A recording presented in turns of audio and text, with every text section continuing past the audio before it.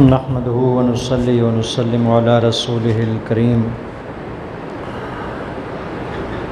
اما بعد فقد قال النبي صلى الله عليه وسلم لا عدوى ولا هامة ولا سفر صدق النبي الأمي الكريم۔ سال کے 12 مہینے ہوتے ہیں اور اسلامی سال کا آغاز یکم محرم الحرام سے ہوتا ہے۔ اسلامی سال کے ان 12 مہینوں میں سے 4 مہینے وہ ہیں جو قابل احترام ہیں، ان میں جنگ کرنا حرام، لڑائی کرنا حرام، ایک دوسرے کے ساتھ کوئی غلط کام کرنا جو ویسے بھی حرام ہوتا ہے، اس مہینے میں اس کی جو حرمت ہے وہ مزید بڑھ جاتی ہے۔ ذوالقعدہ، ذوالحجہ، محرم اور رجب، یہ 4 مہینے جو ہیں ان کو حرمت والے مہینے کہا جاتا ہے، اور یہ بات قرآن مجید میں ہے۔ سورۃ توبہ میں آتا ہے ان عدۃ الشہور عند اللہ 12 شہرا فی کتاب اللہ یوم خلق السماوات والارض منها 4 حرم۔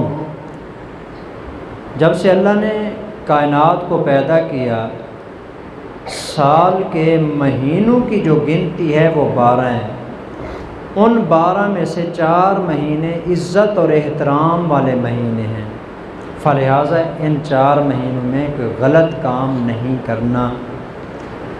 اور وہ 4 مہینے میں نے بتا دیے، ذوالقعدہ، ذوالحجہ، محرم، یہ لگاتار اکٹھے مہینے ہیں، اور چوتھا مہینہ جو ہے وہ رجب ہے، یہ بالکل علیحدہ ہوتا ہے۔ اسلامی سال کا آغاز چونکہ محرم الحرام سے ہوتا ہے، تو یقینی بات ہے یہ جو سفر کا مہینہ ہے نا، یہ اسلامی سال کا دوسرا مہینہ ہے۔ آج کے سبق میں اسی سفر کے مہینے کے متعلق ایک پیغام ہے، ایک بات ہے جو انشاءاللہ ہم ذکر کریں گے۔ عام طور پر دیکھا یہ جاتا ہے کہ سفر کے مہینے کو لوگ منحوس سمجھتے ہیں۔ سب سے پہلے میں سفر کا آپ کو معنی بتا دوں کہ کیا ہوتا ہے۔ سفر کا جو مہینہ ہے نا، یہ سواد کے ساتھ ہے۔ ایک سفر ہے جو اردو والا ہوتا ہے، جی کوئی بندہ سفر پہ چلا گیا، وہ سین کے ساتھ ہوتا ہے۔ سفر، یہ جو مہینے کا نام ہے، یہ سواد کے ساتھ ہے، سواد، فا اور را، سفر۔ اس کا عربی زبان کے اندر ترجمہ ہوتا ہے کسی چیز کا خالی ہو جانا ہے۔ چنانچہ عربی زبان کے اندر ایک محاورہ آتا ہے، سافر المکان ہو، یہ مکان خالی ہو گیا۔ تو سفر کا معنی ہوتا ہے کسی چیز کا خالی ہو جانا۔ اس کو سفر کیوں کہتے ہیں؟ اس کی وجہ یہ ہے کہ ابھی میں نے ذکر کیا ہے کہ 4 مہینے عزت اور احترام والے تھے، ان میں سے 3 مہینے لگاتار جو تھے، پہلا مہینہ ذوالقعدہ، ذوالحجہ اور محرم، ان 3 مہینوں کے اندر جنگ کرنا حرام تھا، تو لہذا مکے کے لوگ آرام کے ساتھ گھروں میں بیٹھے رہتے، کسی کے ساتھ جا کے جنگ نہیں کرتے تھے، اور وہ گھروں میں بیٹھ بیٹھ کے تنگ ہو جاتے تھے، کیونکہ لڑاکے لوگ تھے، جنگجو لوگ تھے، کام ہی ان کا یہی تھا لڑنا بھیڑنا، گھر بیٹھنا ان کو عجیب لگتا تھا، کیسے پریشان ہو کے وہ دن گزارتے تھے۔ آپ اس بات کا اندازہ اس سے لگائیں کہ ایک ایک گن کے وہ گزارتے تھے، انتظار میں ہوتے تھے، یار پتہ نہیں سفر کا مہینہ کب شروع ہوگا۔ تو گنتے گنتے جب سفر کا مہینہ شروع ہوتا نا، یوں سمجھیں کہ ان کی عید ہو جاتی ہے، اپنے گھر سے نکلتے، پہلے سے محرم کے آخری دنوں کے اندر نا یہ تیاری کر لیتے تھے، سامان اٹھا لیتے، اسلحہ اٹھا لیتے، نوجوانوں کو تیار کر لیتے، چاند کا انتظار ہوتا، جو ہی مغرب کے وقت چاند سفر کا نظر آتا نا، یہ گھروں سے نکل پڑتے تھے، کہاں جا رہے ہو جی؟ لڑائی کرنے جا رہے ہیں۔ تو جو ہی سفر کا مہینہ شروع ہو جاتا تو یہ اکثر لوگ اپنے گھروں سے نکل کر جنگ کرنے کے لیے چلے جاتے تھے، مکان چونکہ پیچھے خالی ہو جاتے تھے، اس وجہ سے اس مہینے کا نام پڑ گیا سفر، چونکہ اس مہینے کے اندر ان کے گھر بالکل خالی ہو جاتے ہیں جی۔ لیکن سفر کے مہینے کا صرف نام سفر نہیں ہے جی، سفر کا پورا جو نام ہے وہ ہے سفر المظفر۔ مظفر کا جو لفظ ہے نا، عربی زبان کا لفظ ہے، یہ بھی اس کا معنی بھی کامیابی ہوتا ہے جی۔ تو سفر المظفر کا مطلب یہ ہوا وہ مہینہ جو دراصل کامیابی والا مہینہ ہے جی، لیکن لوگوں نے آج اس کو منحوس بنا دیا جی، نحوست والا مہینہ ہے، اس میں بلائیں نازل ہوتی ہیں، مصیبتیں آتی ہیں، تکلیفیں آتی ہیں، شیاطین آتے ہیں، جنات آتے ہیں، اور بعض لوگوں کا عقیدہ ہے کہ اس مہینے کے اندر جو مر جاتے ہیں نا، ان کی روحیں بھی واپس آ جاتی ہیں، حالانکہ ان میں سے کچھ بھی نہیں ہوتا جی، یہ سب لوگوں کی بنائی ہوئی باتیں ہیں۔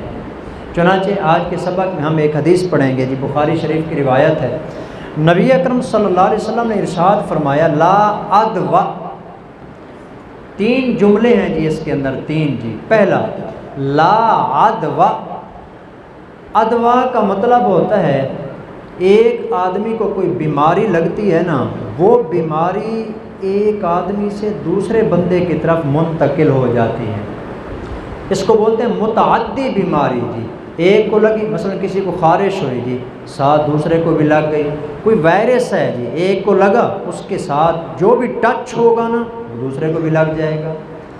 تو نبی اکرم صلی اللہ علیہ وسلم کا اسلام کا دستور اس کے متعلق یہ ہے لا ادوا، اللہ کی مرضی کے بغیر کوئی بیماری، کوئی وائرس کسی دوسرے کو نہیں لگتی۔ یہ لوگوں کی بنائی ہوئی باتیں ہیں جی کہ ایک کو ہے تو دوسرے کو بھی لگ جاتی ہے، جب تک اللہ نہ چاہے نا کچھ بھی نہیں ہوتا ہے۔ اپنا عقیدہ انسان کو مضبوط بنا کے رکھنا چاہیے جی۔ عام طور پر لوگ بہت خوف زدہ ہوتے ہیں، کئی بیماریاں ہیں ہمارے یہاں، عام بیماریاں ہوتی ہیں، اس کے اندر بھی لوگوں کا یہی نظریہ ہوتا ہے کہ یہ بیماری ایک جگہ سے دوسری جگہ متعدی ہوتی ہے، فلہٰذا اس سے ذرا بچ کے رہو جی۔ خارش لگ جاتی ہے نا، خارش، اس کے متعلق بھی زیادہ تر لوگوں کا خیال یہی ہوتا ہے کہ اس کی وجہ سے پھر دوسروں کو لگ جاتی ہے۔ اسی طرح کا ایک واقعہ آتا ہے آپ علیہ الصلوۃ والسلام کے زمانے کا، اونٹوں کو نا پہلے زمانے میں خارش لگ جاتی تھی، اونٹوں کو۔ تو عرب کے لوگوں کی عادت یہ تھی کہ ایک اونٹ کو اگر خارش ہوتی نا، اس کو بالکل الگ تھلگ جو ہے نا باندھ دیتے تھے، قریب بھی نہیں آنے دیتے تھے کسی کو جی، نہ خود قریب جاتے ہیں نہ اور کسی جانور کو قریب جانے دیتے ہیں۔ تو اسی طرح جو ہے نا آپ علیہ السلام کے پاس ایک آدمی آیا، اس نے بھی کہا کہ یا رسول اللہ ایسے ہی ہوتا ہے کہ اونٹ کو خارش لگتی ہے، دوسرے کو لگ جاتی ہے۔ آپ نے فرمایا کہ اگر ایک اونٹ کی وجہ سے دوسرے کو خارش لگتی ہے، یہ بتا کہ پہلے اونٹ کو کس نے خارش لگائی ہے؟ فمن اجرب الاولا، جو پہلا تھا اس کو کہاں سے خارش لگی ہے؟ اس سے پہلے تو کسی کو تھی ہی نہیں۔ اس نے کہا کہ اس کو تو اللہ نے لگائی ہے۔ آپ نے فرمایا کہ آگے بھی جہاں لگنی ہے اللہ ہی لگائے گا، اپنی طرف سے تم نے بنائی ہوئی ہے۔ البتہ یہ ایک فطری چیز ہے جی کہ بعض چیزیں ہوتی ہیں، جیسے اللہ تعالیٰ نے ایک نظام رکھا ہے جی، جو برف ہے جی، برف، کوئی بندہ اگر اس کے ساتھ ہاتھ لگائے گا جی، یقینی بات ہے ٹھنڈی لگے گی نہیں لگے گی؟ لگے گی۔ آگ ہے جی، اس کو چھوئے گا گرم لگے گی۔ تو اللہ تعالیٰ نے اس کے اندر ایک فطرت پیدا کر دی ہے جی۔ تو بعض بیماریاں ایسی ہوتی ہیں کہ اللہ نے فطرت ہی ایسی رکھی ہے کہ اگر اس کے ساتھ کوئی ٹچنگ ہوتی ہے تو وہ بیماری آگے پھیل جاتی ہے، لیکن یہ بھی تب ہوتی ہے جب اللہ چاہتا ہے، وگرنہ آگ کا کام ہے جلا دینا۔ ابراہیم علیہ السلام کو لوگوں نے آگ میں ڈالا، اللہ نے آگ کو ابراہیم کے اوپر گلزار بنا دیا۔ تو اللہ کا حکم نہ ہو کچھ نہیں ہوتا، اللہ کے حکم سے سب کچھ ہوتا ہے جی۔ تو پہلا جملہ تو یہ ہو گیا لا ادوا، یہ جو بیماری کے آگے بڑھنے کا عقیدہ ہے اس کی کوئی حقیقت نہیں ہے، وہی ہوتا ہے جو اللہ چاہتے ہیں جی۔ دوسرا ہے ولا حامۃ، اس حامہ کے نا کئی معنی ہیں جی۔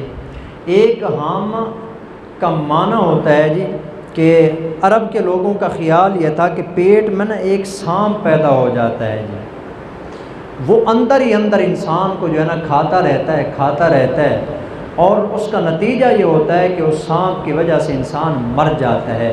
حضور نے فرمایا کہ یہ تمہاری اپنی بنائی ہوئی بات ہے، لا حامۃ، اس کی کوئی حقیقت نہیں ہے۔ نمبر 2، اسی کے متعلق بعض لوگوں کا عقیدہ یہ تھا، عربی زبان میں حامہ الو کو بھی کہتے ہیں، الو، تو بعض لوگوں کا عقیدہ یہ بھی تھا کہ الو جس درخت کے اوپر، جس گھر کی دیوار پر آ کے بیٹھ جاتا ہے نا، وہ درخت اور وہ گھر ویران ہو جاتا ہے جی۔ حضور نے فرمایا کہ تم نے اپنی طرف سے بنائی ہوئی یہ باتیں ہیں تمہاری، الو جہاں مرضی ہے جا کے بیٹھ جائے، نہ درخت کو کچھ ہوتا ہے نہ گھر کو کچھ ہوتا ہے، وہاں تباہی اور بربادی آتی ہے جہاں اللہ چاہتا ہے۔ الو ہے، الو بیچارے کو بدنام کیا ہوا ہے، الو جہاں بیٹھ جائے تو وہاں پر جو ہے بربادی آ جاتی ہے، نحوست پھیل جاتی ہے، غلط ہے۔ تیسرا نظریہ مشرکین مکہ کا اس کے متعلق یہ تھا، حامہ کھوپڑی کو بھی کہا جاتا ہے، یہ جو انسان کی کھوپڑی ہے نا، اس کو کہتے ہیں۔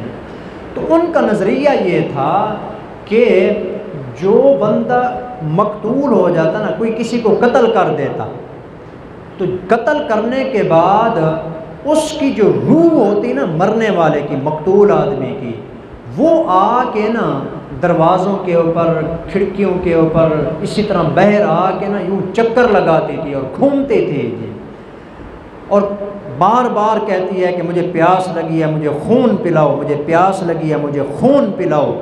جب تک جس نے قتل کیا تھا اس کو قتل نہ کر دیا جاتا نا، تو ان کا نظریہ یہ تھا کہ وہ روح یوں بھٹکتی رہتی ہے۔ آپ علیہ السلام نے فرمایا کہ یہ جو روح کے واپس آنے کا تمہارا عقیدہ ہے یا روح کے بھٹکنے کا ارادہ ہے، تم نے اپنی طرف سے بنایا ہے، اسلام کے ساتھ اس کا کوئی تعلق نہیں ہے۔ آج کل بھی بعض لوگوں کا عقیدہ ہے جی، روحیں جو ہے نا گھر چکر لگاتی ہیں جی، کوئی کہتا ہے کہ رمضان میں چکر لگاتی ہیں، کوئی کہتا ہے شب برات میں چکر لگاتی ہیں۔ روحوں کو چھوڑتا کون ہے وہاں سے کہ یہاں واپس آ جائے؟